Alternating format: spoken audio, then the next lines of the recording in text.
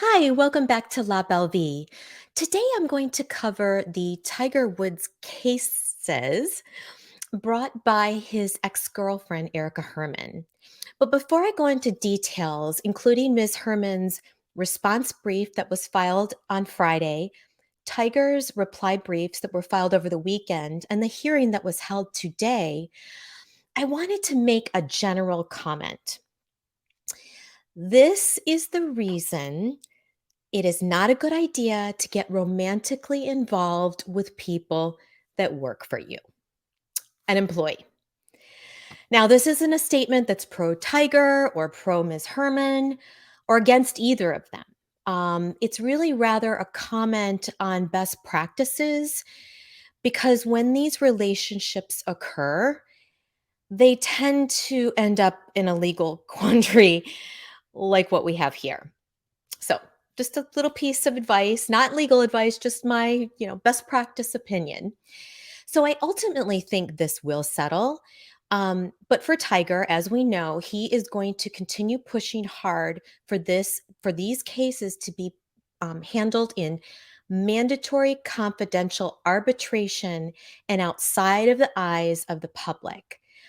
So if his motion to compel, which we're going to talk about ultimately today, that was the hearing, if that doesn't succeed, then I think this gives clearly his ex girlfriend, Erica Herman, some bargaining power. So each party's negotiation power is important because this will ultimately determine what the financial settlement will be. And I do think that's going to happen. I think ultimately this is going to be settled, whether it's settled through mandatory arbitration. And even then, if they could still settle, what depending on how that comes out, or if this does move forward in the state court system, I do think ultimately it will settle. But that's just my opinion. So, where this all began is in October of 2022 when Ms. Herman and Tiger broke up. Ms. Herman filed her original lawsuit, which was on October 26, 2022. And this was against the trust that owns Mr. Tiger Woods' home. And it alleged a violation of Florida's Residential Landlord Tenant Act. Now, in her complaint, Ms. Herman alleges that there is an oral agreement that gave her the right to live in the residence for a certain period of time. And she alleges at the time of the breakup, there was 5 years left on her oral tenancy agreement. Now, very famously, the amount of her lawsuit is for at least $30 million, which she alleges would account for the monthly rental value of what was left of that remaining 5-year oral tenancy agreement. So in November of 2022, the trust filed a motion to dismiss her complaint on the grounds that first, she doesn't qualify as a tenant entitled to protection under Florida law, and also because her alleged oral tenancy agreement of 5 years, is barred by Florida's statute of frauds. And if you're not aware, in Florida and in many states, a rental or a rental agreement, if it is in excess of 1 year, it must be in writing. So in December of 2022, the trust also moved to compel arbitration of all claims. The trust argued that Ms. Herman brought the litigation against the trust and not the real party himself, which would be Tiger. And they allege in this motion that the reason they did that was because there is a non-disclosure agreement with Tiger that has a mandatory arbitration provision in it. So, in other words, she didn't sue Tiger, but she sued the trust to kind of gain leverage and avoid that NDA that would compel her to go to, again, confidential mandatory arbitration. And they also claimed that this was a strategic decision to try to make her lawsuit a public one versus a confidential one. And that's probably what their strategy was. And I think it's a good one because, again, if everything's confidential in arbitration, you know, that's what Tiger is going to want. Obviously, public figures, and famously, Tiger has a very strong interest in keeping situations of his business and in particular his personal life private. So if she's able to bring these claims in a public forum, this would presumably add to her negotiating power, as I mentioned before. So we also learned in that motion that the trust brought to compel arbitration that Tiger had filed his actual own arbitration proceeding also against Ms. Herman, involving the same set of facts and circumstances that are part of Ms. Herman's complaint in state court. So then in January of 2023, Ms. Herman filed her opposition to the trust's motion to compel arbitration and a cross motion for an order that the court must determine the validity of the arbitration agreement in the NDA, non-disclosure agreement. I'm going to refer to that as an NDA. She argues that the Federal Ending Forced Arbitration of a Sexual Assault and Sexual Harassment Act of 2021, that's a mouthful. I'm just going to start calling this the Ending Forced Arbitration Act for ease of purposes of this video. But in any event, she argues that because of that act, the court is the one, not an arbitrator, that should decide the validity of the arbitration provision. We also learned that Ms. Herman had filed a similar demand in Tiger's arbitration case, saying that it should be terminated on the basis of the Ending Forced Arbitration Act. Now, in subsequent court filings, we learned that Tiger's arbitration proceeding was ultimately placed in abeyance due to this issue about the Ending Forced Arbitration Act.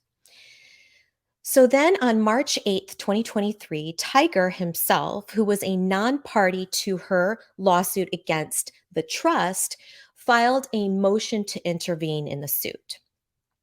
And then finally, this is with respect to the trust litigation. On March 13th, 2023, the trust filed a motion for determination that the claims brought by Ms. Herman are not subject to the Ending Forced Arbitration Act, and first argued that she's never asserted any claim for a sexual assault or sexual harassment, and therefore it's not applicable to this case, and it's insufficient to relieve her of her obligation to participate in arbitration. So, this is where we are to date with respect to that litigation Ms. Herman brought against the trust. And the trust, again, is what legally owns the property, and Tiger has a life estate in the property until the trust ends. Okay, so now to the action that Ms. Herman brought against Tiger himself. And this is the litigation that was subject to today's court hearing on May 9th, 2023. So on March 6, 2023, Ms. Herman brought a declaratory judgment action against Tiger. And what this action centers around is the enforceability of the non-disclosure agreement, including its mandatory arbitration provisions. She also wants to have the court make rulings on the scope of the NDA if it turns out that it is a valid NDA.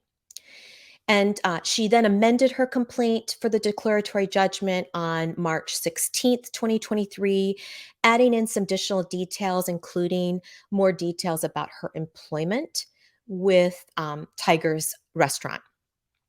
Now, what she has specifically asked the court to declare in her action is that one, the NDA is not valid or enforceable for a number of reasons, such as expiration, lack of consideration, illegality, unconscionability, public policy.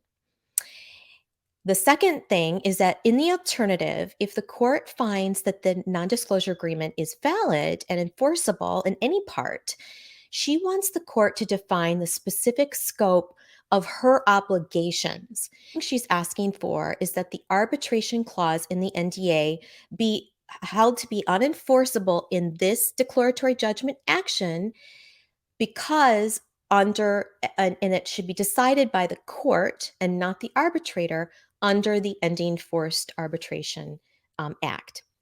And then finally, she's asking for the court to declare that the NDA itself is not enforceable under the Federal Speak Out Act.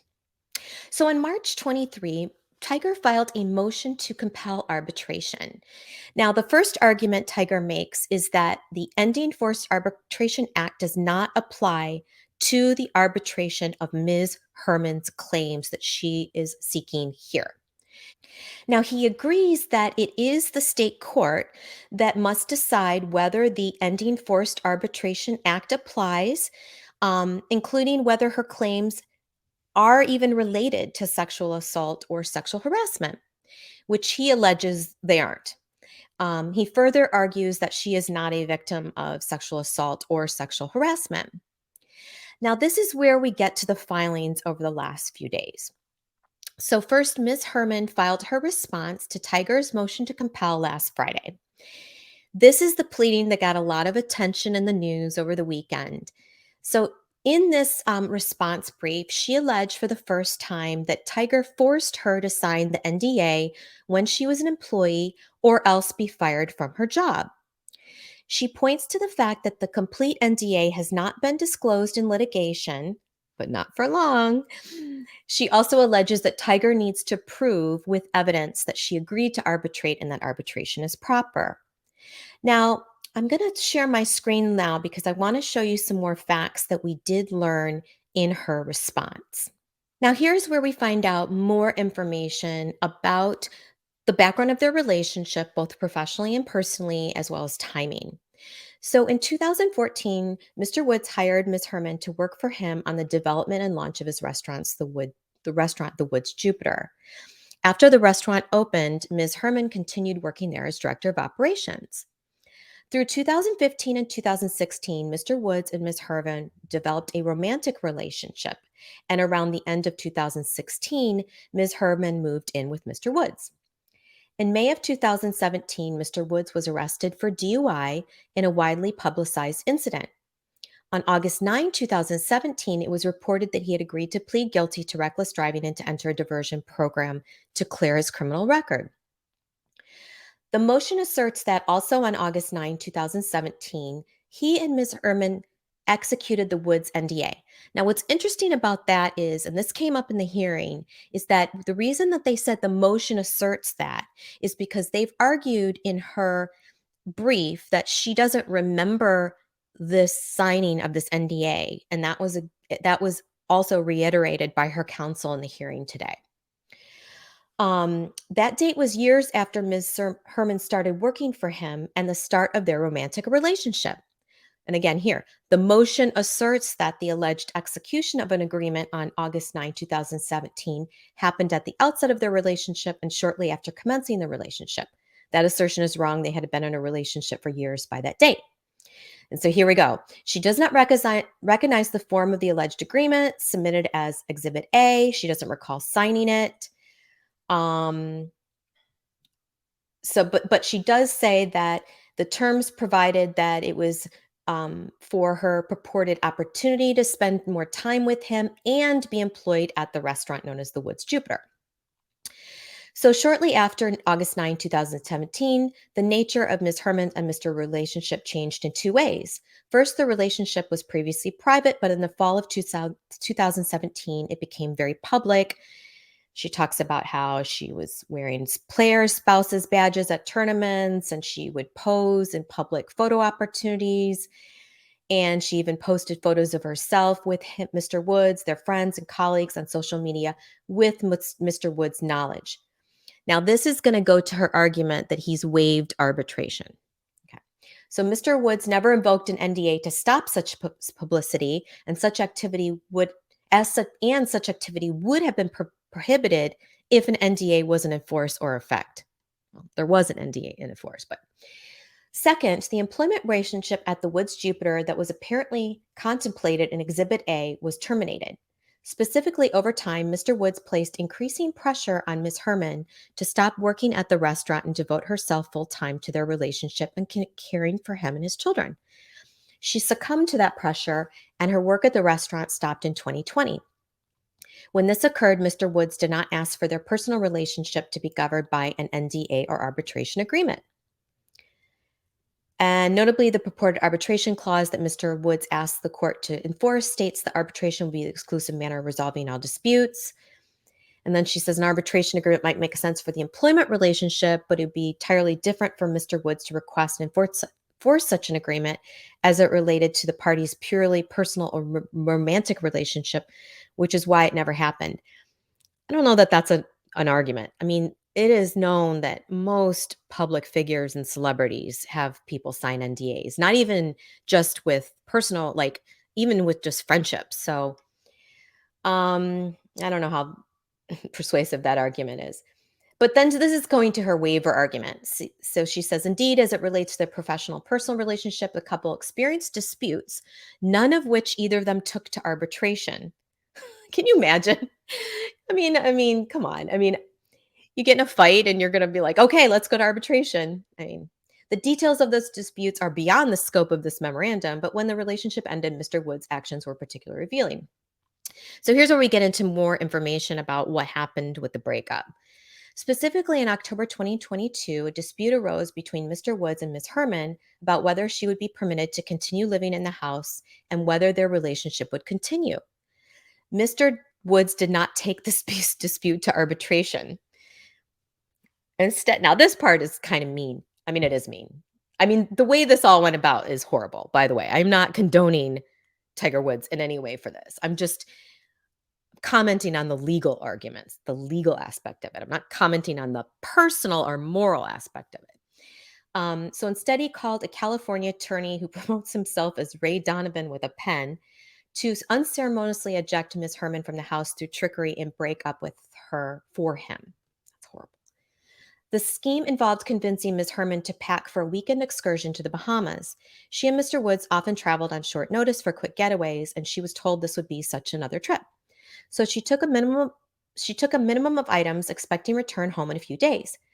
He, which I guess is Tiger, then drove her to the airport where a private plane was waiting. But instead of boarding the plane, Mr. Woods told Miss Herman to talk to his lawyer, and Mr. Woods left. Just so odd, right? Anyway.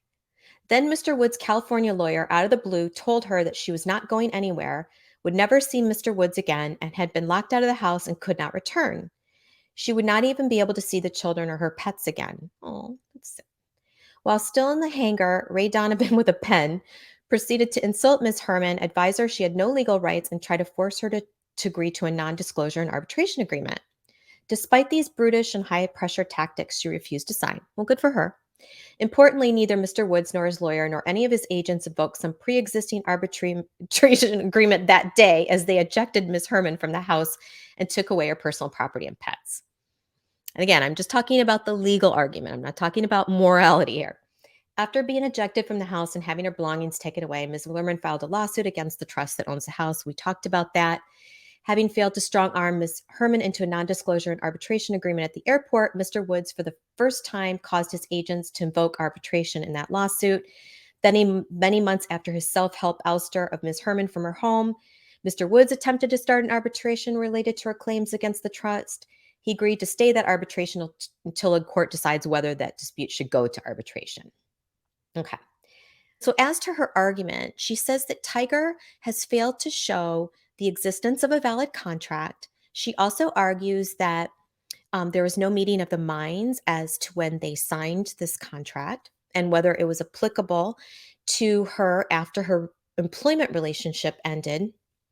She also argues that Tiger has waived his right to arbitration by his conduct for failing to bring arbitration claims every time they had a dispute, as we went through above.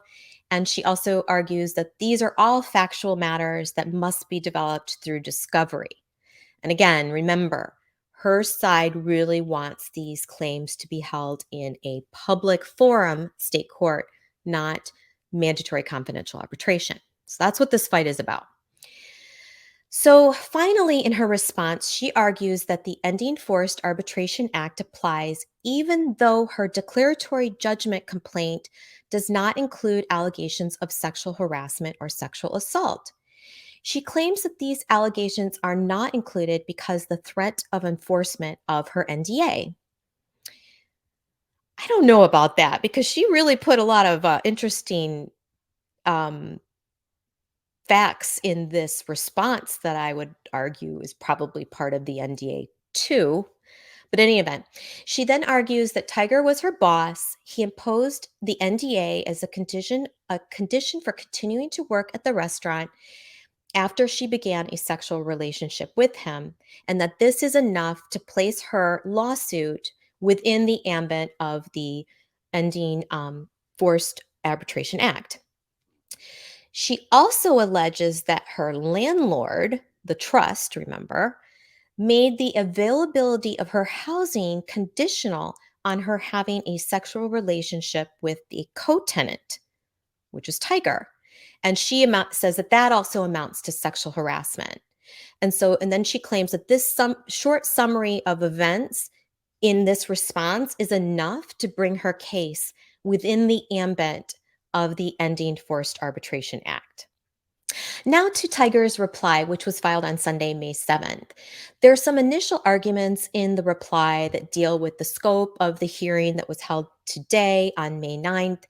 But essentially, what Tiger argues is that because he filed a complete version of the NDA, which was in the reply brief, that the issue for the court to decide is whether Ms. Herman has raised a substantial issue of fact that prevents the court from going ahead and ordering arbitration.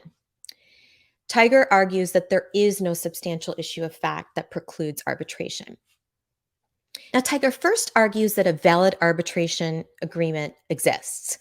Now, this is interesting because remember, Ms. Herman alleged in her response brief that she doesn't recognize the NDA. And so, as a result, the defense filed a complete version of the NDA, an unredacted version. They also filed a declaration by Tiger Woods, as well as Mr. Huban, who is the CFO of Tiger's company and who was basically in charge of negotiating the NDA with Ms. Herman. So, and as I mentioned, they filed the unredacted NDA.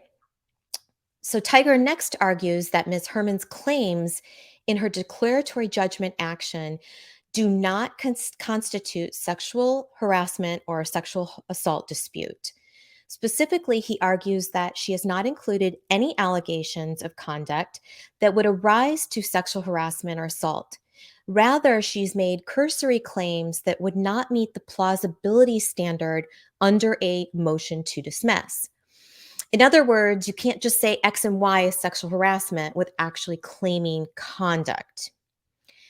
Tiger finally argues that Ms. Herman has failed to allege any conduct by Tiger that is inconsistent with his right to participate in arbitration, and that any questions of waiver of arbitration should be construed in favor of arbitration. Indeed, he further points to the fact that at every opportunity, Tiger has insisted that this all go to arbitration, and he has sought his rights to enforce arbitration. So, let's go to the exhibits because this is what I found really interesting. And we'll go through that and then I'll give you my understanding of what happened at the hearing and my thoughts. Okay, so first we have Tiger's declaration. So here, this is not that interesting other than it's a declaration of Tiger Woods. But basically, what he says here, I mean, he attests this under penalty of perjury that he signed it and he is not aware of any facts to suggest it's not his signature. And then over the course of his relationship with Erica, he became familiar with her handwriting and he basically attests that the signature was hers and the handwriting on the NDA that has her address, where she states the address, is also her handwriting. And so then he says, under penalty of perjury, I attest this is true. So here's the non-disclosure agreement in its entirety. And here, right here, is where Ms. Herman's lawyers are really kind of trying to link in the language of the non-disclosure agreement and tie it to this argument that the dispute involves claims of sexual harassment and therefore should not be subject to mandatory arbitration. So as you see here, the words are, as consideration for the opportunity to continue to spend time with Tiger and to be privy to certain private and confidential aspects of Tiger's life and Tiger's professional and business endeavors, and be employed at the restaurant known as the Woods Jupiter, owned indirectly by Tiger, And for good and other valuable consideration, I'm entering into this agreement of my own free will and agree as follows. So that's where they're trying to link in this argument that she was already his employee and that then they became really personally involved and that he then kind of forced her to sign this agreement in order to be employed at the restaurant to continue. So, I mean, that's the basic argument in her response brief. So the question is that enough to allege actual sexual harassment? Just simply the fact that the document says that, and the fact that that's what occurred. Um, and then of course down in here you've got dispute resolution. This is the very broad arbitration provision, which was unredacted previously. And then here's where Tiger attested that this is his signature and that he recognizes this as her signature and this as her handwriting, her printed handwriting. Okay, this is where I thought was really interesting. So this is the affidavit of Christopher Hubman, who is the CFO for ETW Corp, which is doing business as TGR, Tiger Woods Ventures, which is basically Tiger's business entity. And so he says, in connection with his work at TGR, he came to know Erica Herman, who was in a personal relationship with Mr. Woods in 2017. In 2017, I was responsible for negotiating an NDA with her. I first discussed the NDA with her on April 17th, 2017. After reviewing an initial draft of the NDA, she asked that it be revised. She asked that revisions to the provisions regarding photographs of Mr. Wood's children.